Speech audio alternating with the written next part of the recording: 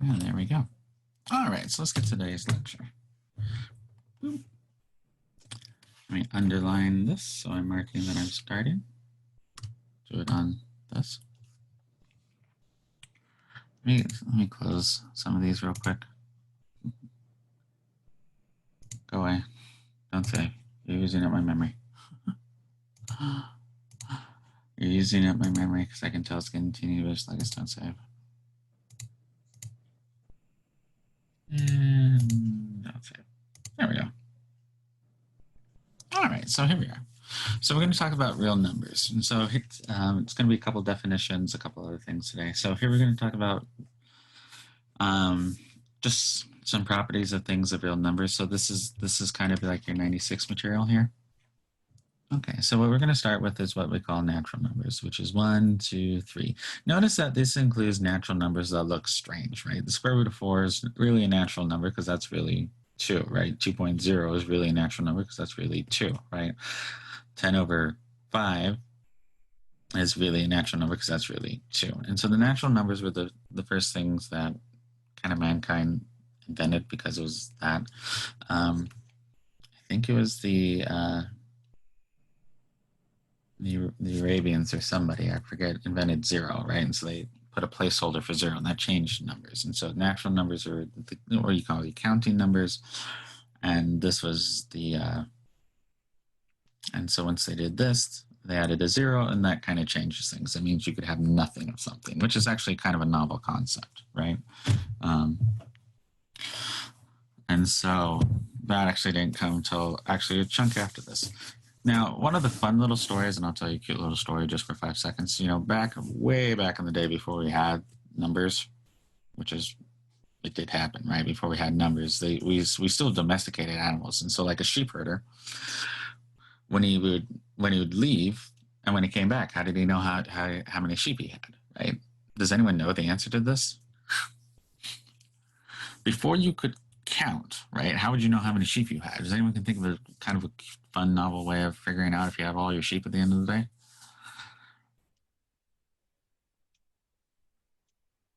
No.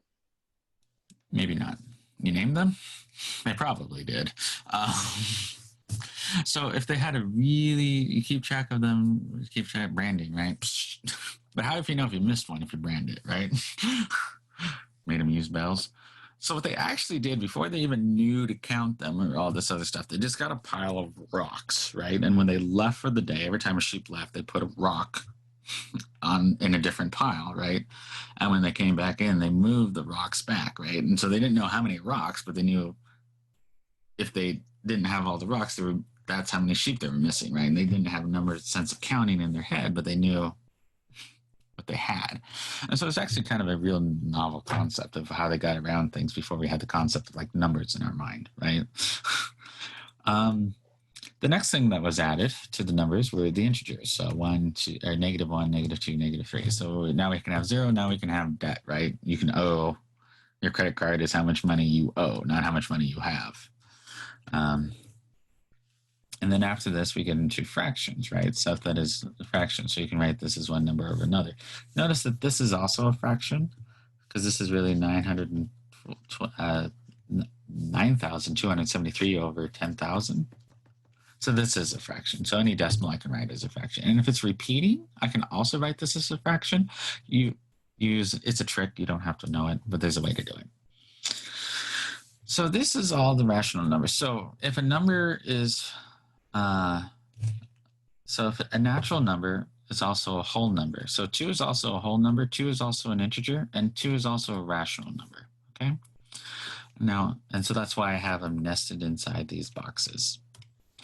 For irrational numbers like square root of 2, 3, 4, 5, and all the way to 10, these are things that they don't terminate or and they're more irrational numbers than rational numbers. So these never terminate, they don't repeat, they don't terminate, they just go on forever. In fact, the first person in the Greeks who figured out that square root of 2 could not be written as some sort of fraction, right, or some sort of rational number, was kicked out of his little math club because they just said he destroyed math, and they got mad at him.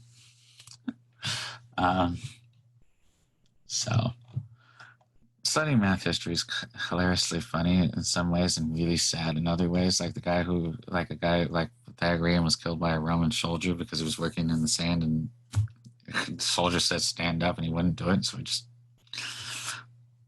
at least that's one of the myths they tell. I don't remember which one's a myth, which one's not. I need to go through and relearn my math history. Anyways, these are the symbols we use. So the natural numbers we use in n, the whole numbers, there's no standard number here. For the integers, we're going to use this. And so if I say, so some point in time, you're going to see something that looks like this, right? And it says x is an element. That means, this means element of, or is in the set of this. So that means x is just an integer. Okay? Oh, okay. I'm hearing a little feedback, so I'm going to mute somebody. Boop. All right. So, rational numbers, the symbol for rational number is the Q for quotient. So this means one over another. That's why we use a Q. Z, this is from a German word for integers. And so we use a Z here. And for R, we use this double-faced R. When we write it this way. And you actually saw that last time. Okay? You actually saw that last time. Oops. I'm in just-in-time notes. So let's go to 2. Let's create 2 new layers and put this around. All right. So let's get into some categories. And so identify which categories these real numbers belong to.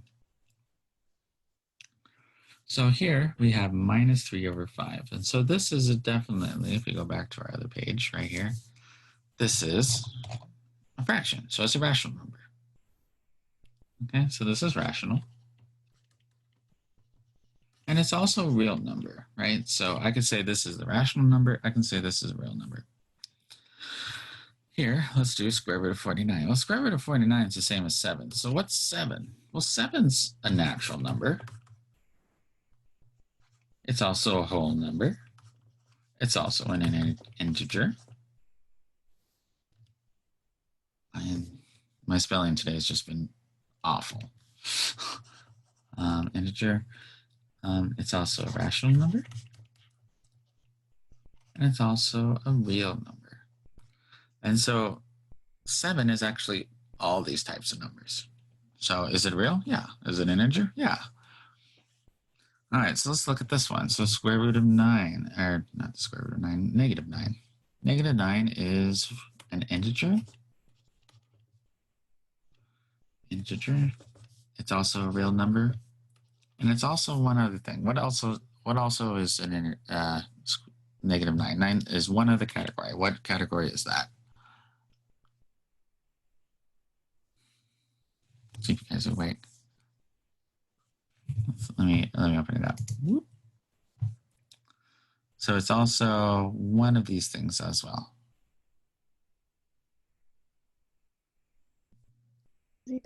So we have some guesses for whole numbers. We have some guesses for natural numbers. Notice here that integer is in the same box as rational, because rationals is everything in this box, okay? And so it's rational. So -9, which would be here, is found here. So it's an integer. It's also rational, and it's also a real number. So everything in the bigger box here is real. So any number you can think of is a real number. Integers are also is anything in this box. Okay, so 9 would be -9 would show here, and rational is anything in this box. And so here, it's also a rational number. So this is also rational. Rational. Don't mind my dyslexia. So here, what does this little bar mean? So this little bar over means you just keep repeating the number. So 852, 852, 852 on for infinity, right? Things with bars over them are really rational numbers, because I can write this as, this is really a rational number. Okay, and notice here, anything with a bar over it is rational. Irrational numbers do not repeat. Okay, so this is rational and real. Pi is real, but pi is also what? What is pi? Is pi? Let's just do the top one. Is pi irrational or rational? Do you guys know? Irrational. You may not know. It's irrational, right? So this is irrational. Irrational means I cannot write it as a fraction. In fact, we don't know the exact value of pi. We just know it out to like, I don't know, some ridiculous amount of digits, right? And people have like competitions of how many digits of pi, and people get out to like 100 digits of pi. I'm like, good on you. I just can't do it. All right, so let's talk about properties and just let's name our properties. So commutative property. So commutative property for addition means that if I have a plus b is equal to b plus a. What does that mean? Really, that means 4 plus 5 is the same as 5 plus 4. So if you see addition, you can move it around. We have the same commutative property for multiplication. So a times b is the same as b times a. And just an example, 4 times 5 is the same times 5 times 4. We have the associative property, which means that if I have 3 things added together, I can add them up in any order I like. That's what the associative property means. So if I have a plus b plus c, that's the same thing as doing. So if I have that, I can say a plus b, figure out what that number is, and take that number and add it to c. Or I can take b plus c, figure out what that number is, and add that to a. And that's really what you do in your mind. You just take 2 of them and start doing this. So if I add 7 plus 8 plus 9, you can either take 7 and 8, which will give you 15, add 9, gives you 19, or you can do 9, 8, and 9, which gives you, hold on, 7 plus 8 gives you 15. Wow, I didn't add that at all correctly. 7 plus 8 plus 15 plus 9 is 24, correct? Then I can have 7 plus 8, which is 17. And then I can add 7 to it, which is also 24. Okay, so this just means you're allowed to do that. This is going to be true always for any class you're ever going to see. Now, when you get up in higher level math classes, these rules will break down. However, until you get to like 300 to 400 levels, you usually don't see them break down. The distributive property, we'll be using this a lot, means I can take a times b plus c, and I can distribute in the a to the a and c. Same thing for this. These are technically 2 different properties. They're listed differently. So if I have 3 times 6 plus 5, I have the option of adding 6 and 5 and multiplying by 3, or multiplying both by 3 and then adding them up.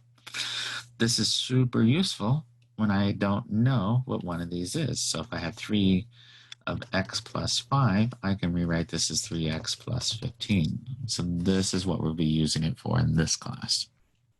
Okay, so these are just some of the properties. All right.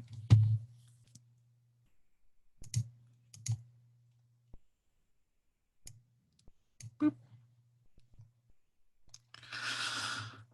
All right, let's talk about properties of negative numbers. All right, so negative numbers. So if I multiply 2 negative numbers together, I get a positive number. If I multiply the product of 1 positive, 1 negative, gives me negative.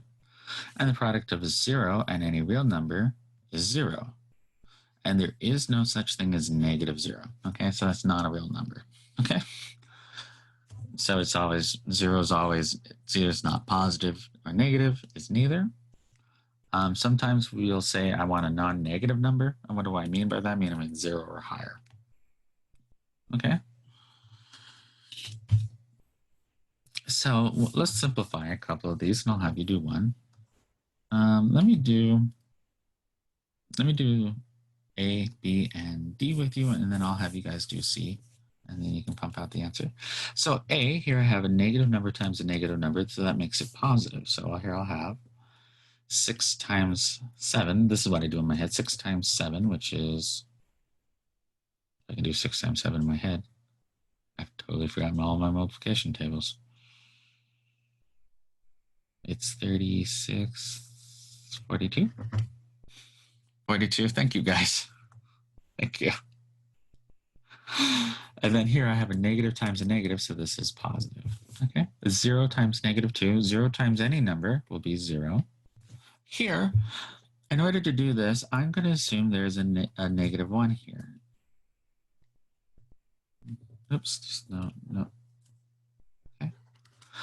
And so what we call this is distributing the negative. So here I'll have -1 times 3 plus -1 times -5.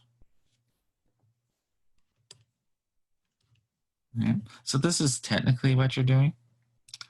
And so here you'll get -3 plus 5 is the result. And then you can and then -3 plus 5 is of course 2. The reason I do this is I want to make sure you distribute the negative to both the 3 and the 5. Okay. Now, can you just skip from here to here? Yes, right? This is perfectly fine, but I want to show exactly what happens. There's an implied 1 here, and then we take the implied -1, we multiply it into the 3, so -1 times 3, and then the implied 1 here to the 5, so -5 becomes +5.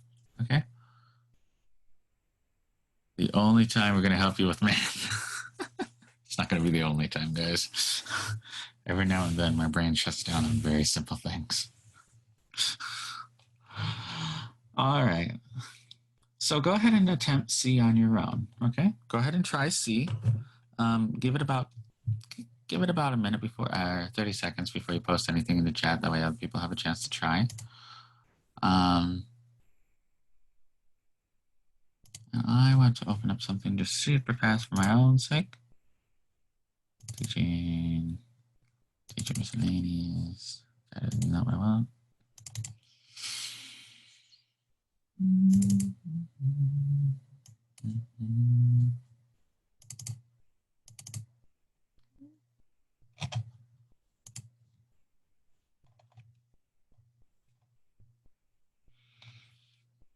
All right. So did you guys get an answer for that? Yes, -48. So let me go a little bit slower for those who did that. So here I'm going to multiply this -4 times -3. That's going to give me 4 times 3 is 12, and a negative times a negative is +12. So I'll have 12 to -2 and 2. We'll just do this one step at a time. Then we'll have 12 times -2. So 12 times -2 would be 24, but I have one positive and one negative. So this is negative 24 times 2. And then here, 24 times 2 is 48. And yet I have a negative and a positive. So this is -48. Okay. All right. Now,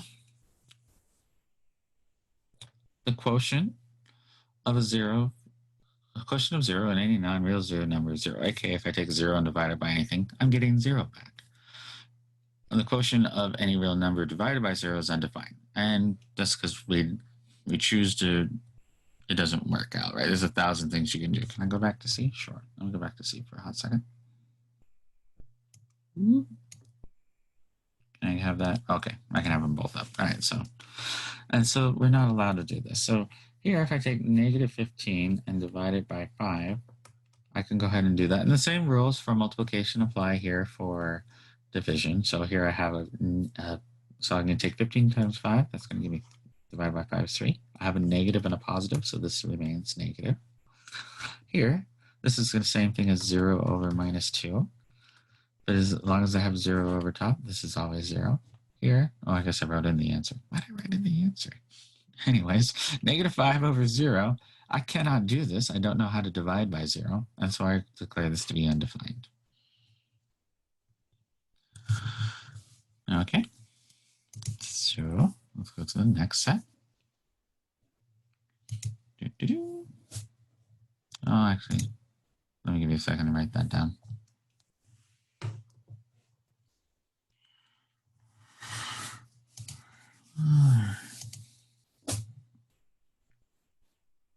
Now we're going to get into the thing every student loves. Ta-da! Fractions. We'll go over it slowly. All right, fractions. Yikes. Yeah, it's a big list of everything we're going to see for fractions. And so So let's go over the rules one at a time. We'll do some practice down here with the rules. If you need more practice with fractions, you can always do more practice. So if I'm multiplying two fractions, that's the easiest thing I do, because if I multiply a over b times c over d, I'm just going to multiply the top two together and the bottom two together and just leave it as a quotient right here. If a and b are real numbers, then the quotient is defined by this. So if I have a divided by b, it's the same thing as timesing a by 1 over b. This 1 over b is called the multiplicative inverse or the reciprocal of b. These are just, I don't think I'm ever going to test you on vocabulary, but I want you to know the language of math, okay? So we can call this the multiplicative inverse. Most of you probably know it as the reciprocal, okay? Dividing fractions. If you divide two fractions, all you have to do is flip the one you're dividing by and multiply. And so if I have a divided by b, or a over b divided by c over d, it's going to just be a times d. So here we can write this all out. So this will be a d over bc. Okay, so you just multiply the top and the bottom. If we're adding fractions, we have to have the same denominator. If they have the same denominator, we can just go ahead and go for it, right? So adding or subtracting. So if I have a over c plus b over c, I can just add the top part. And if I have a over c minus b over c, I can just minus the top part. Now, most of the time, you're going to have different denominators. You're going to have a over b over c over d. And you're like, okay, well, what do I do here? Well, you can either memorize this formula here, or these two formulas, or you can just say, I need to have the same denominator. And so the easiest way to get the same denominator is to multiply by 1. So we're going to be multiplying. Let me go ahead and do this up here and kind of explain what's going on. So I have a over c plus, I have a over b, sorry, a over b plus c over d. Notice that 1 times any number is also the number. I mean, that sounds kind of silly, but it is what it is. But the reason we can say that is I can write b over b on this side. What am I multiplying by? Well, this is just really 1. b over b is 1, right? And then I'm going to multiply this side by d over d. And why can I do that? Because d over d is 1. And so I have dA over dB plus CB over dB. Now I have the same thing on the bottom, and I can just add up the top. And so it'd be dA plus CB all over dB. That look like a D and this look like an A. So that's what we're doing. In order to do this, we just multiply by 1. So you do this a lot with fractions. You're going to multiply by a 1 because you're allowed to multiply by 1.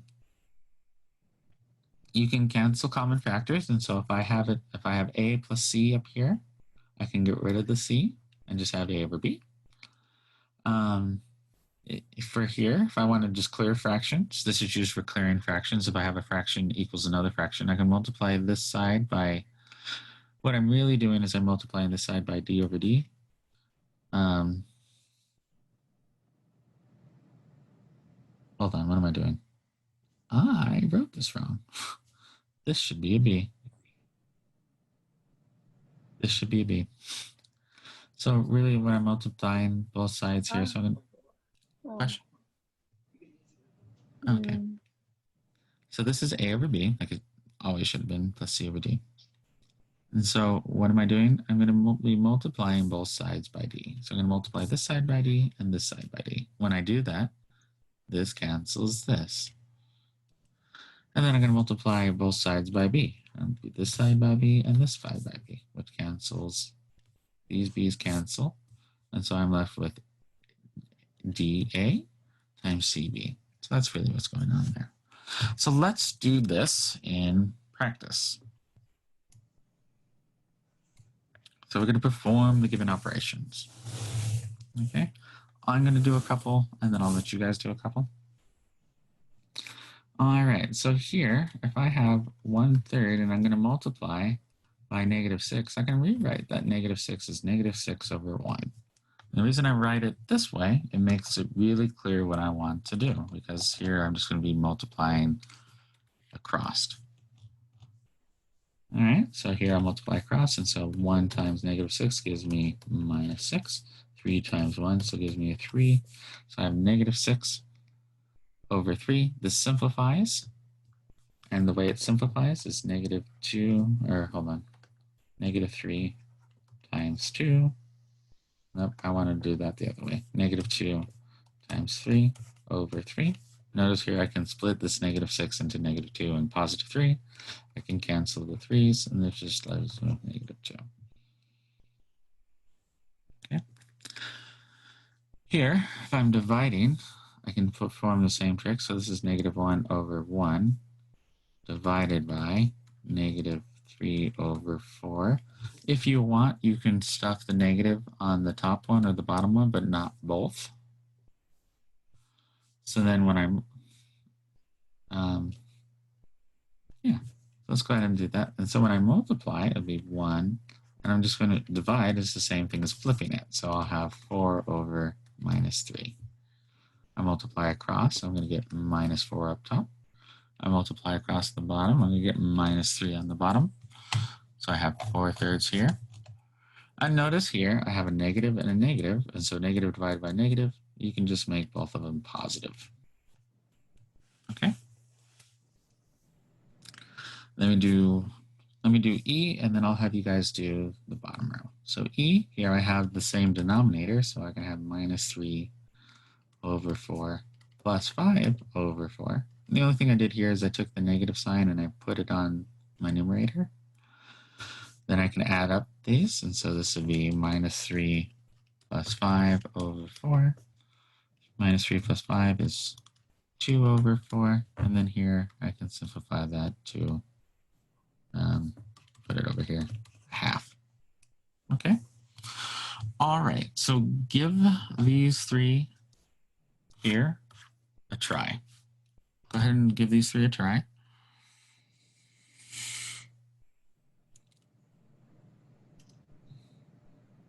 I'm going to grab a drink of water super fast. I'm a little dry for the last 10 minutes. And then we only have 1 more page to go. So go give these 3 a try, and then I'll ask for the answers in chat in a second.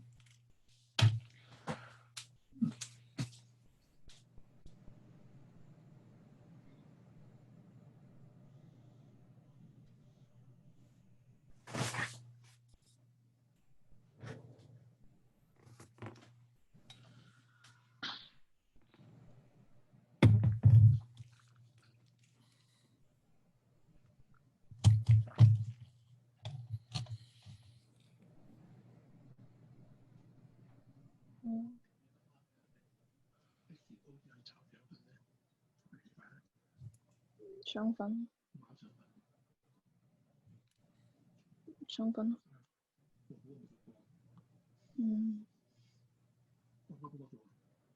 唔係好多。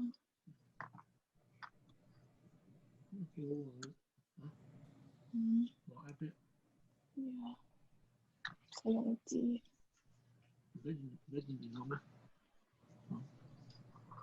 上緊課。使到攰啦。Yeah，聽唔到。Okay。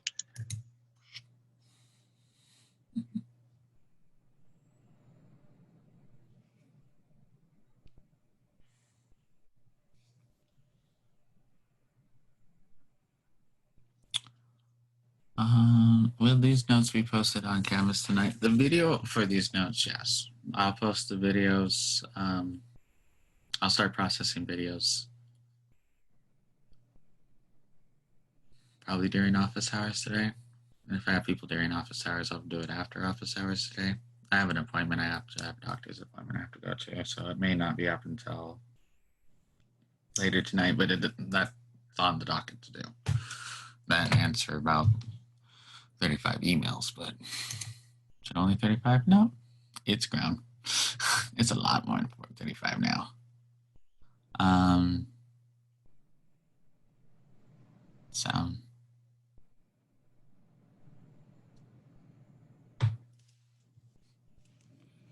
all right. So let's get the answers in. Do you guys have the answers for, let's start with B. What's the answer to B? So B is minus a half. Is it minus a half or a half?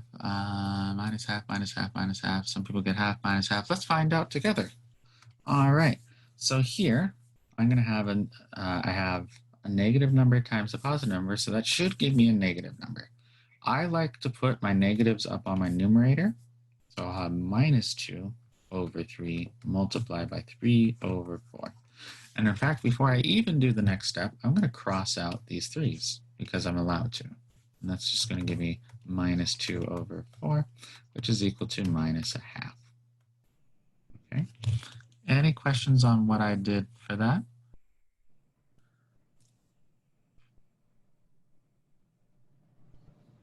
Okay.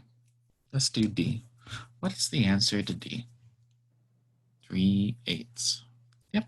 So it's 3/8. So let's do this one. So here I have a negative number times divided by a negative number. So that tells me I should probably have a positive number.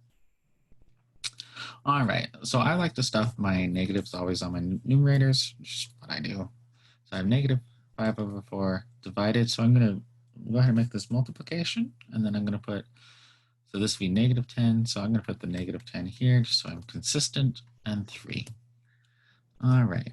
Here I can cross off the negative. So a negative times a negative, these become positive. I can get rid of a 5 and make this a 2 to simplify my life. Then I have 1. So if I cross it completely off, it becomes 1. 1 times 3, which is 3. 4 times 2, which is 8. So it's 3/8. So when a fraction has a negative sign, doesn't mean, so if a fraction, it doesn't mean both signs are negative. Let me write this. So negative, let's do this negative 2/3. Negative 2/3 is the same as minus 2 over 3, which is the same as minus 3 over 2. So if you have the negative sign, I guess I kind of put that up. Let me negative here. So minus 2/3 is the same. You can have it on the top or on the bottom, but not both. Because notice if I put it on both, negative 2 over negative 3, well, negative divided by a negative number is positive. Okay, so you pick which one you want to put it on. I standardly always put it on the numerator, just for thing. Oh, why does the negative stay on 10? Because I put it on the numerator and then flip it. Oh, never mind. Yeah. I always put it on the numerator. It's just where I put it. All right. So what you guys get for F?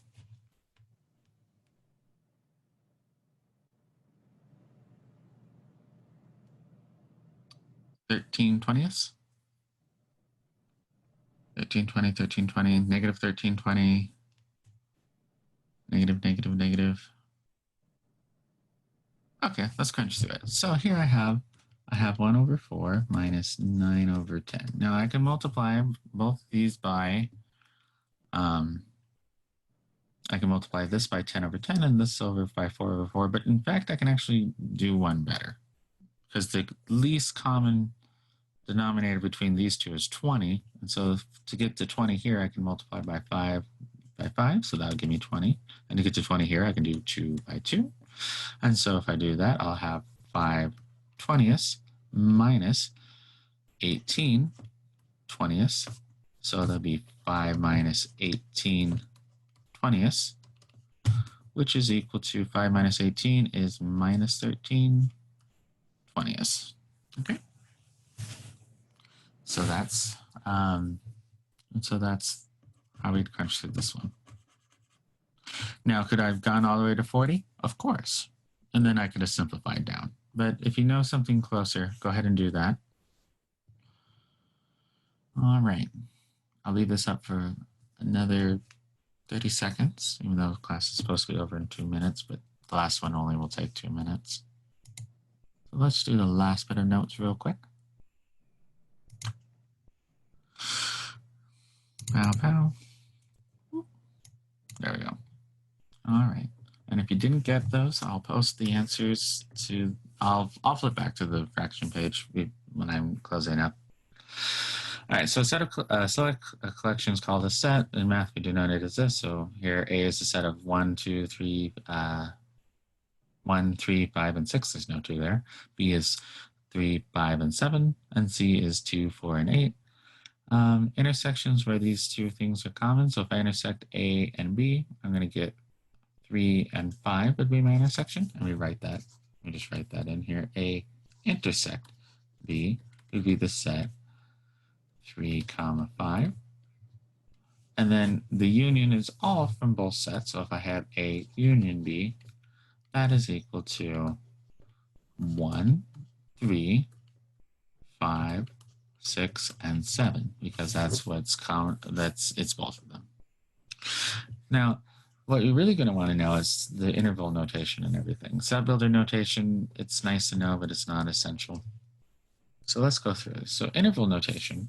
So x greater than 5, we're going to use x cannot be 5, but everything greater is fine. And then infinities we always have not including. If we include it, we use a bracket. So this would be x including 5. And then infinity always has a parenthesis. So this bracket means I have it. This infinity means I do not. Or so this parentheses means I do not. And we never really reach infinity. Set builder notation means I have the set of all x. So this means, let me write this down real quick on the bottom.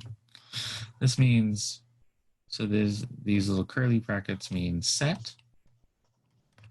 This little line, x means the element. This means such that.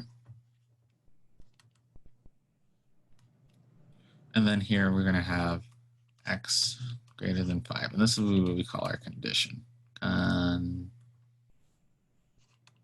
Condition. Okay. All right. So what does this mean? So it means I have the set where x such that x is greater than or equal to 5. Okay. And here we can use a bracket. Actually, let me switch over to blue. We can use blue bracket right here and say this is how you graph it on number line. We can do the same thing for less than. So once again, negative infinity is never included. Here we're not including, so we're not including the 5, so we use that. The set builder notation just looks like this. And then here for including 5, we do not include negative infinity. It's everything below that. We go up to 5 and include it this time, so we use the bracket. And here we'll have x is less than or equal to 5. And just to show you how to graph it, here at 5, we're going to include everything up to that point, but not including it. We also can use, oops, I guess red's fine, really. We can also use an open circle to indicate we go up to that point and not go there. And then we can use a closed circle to indicate we go up to that point, and include it. Okay, so you guys should have seen this vaguely before. If not, we went over it in nice detail. Okay, that's it for the notes for the week.